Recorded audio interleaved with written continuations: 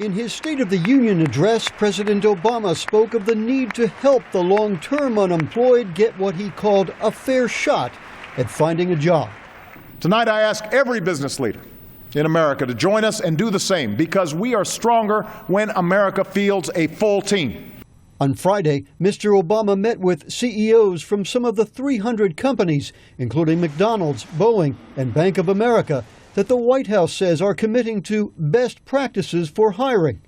In other words, they've agreed to revamp their hiring practices to make sure those out of work for long periods get a fair shot at a job.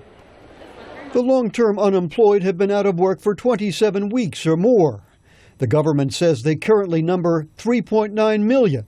That's nearly 40% of all unemployed Americans. Eric Varela, a former combat infantryman who introduced Mr. Obama at a related White House event Friday, described the experience of prolonged joblessness. With no luck, I was motivated to work, and I wanted to work, and I knew I could contribute to society like I had in my military service. But I felt helpless, lost, and more importantly, a disappointment and a failure to my family. Varela was retrained and now has a job. President Obama called that a success story, but one that also demonstrates the challenge. Folks who've been unemployed the longest often have the toughest time getting back to work. It's a cruel catch-22. The longer you're unemployed, the more unemployable you may seem. Now, this is an illusion, but it's one that, unfortunately, we know statistically is happening out there. The pledges by the CEOs are a down payment on future progress, says Secretary of Labor Tom Perez. When you're talking about Fortune 100 companies, you're talking about force multipliers.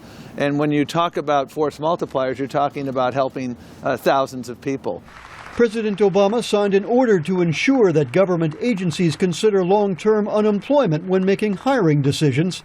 He criticized Congress for allowing unemployment benefits for the long-term unemployed to lapse. And each week that Congress fails to restore that insurance, roughly 72,000 Americans will join the ranks of the long-term unemployed who've also lost their economic lifeline.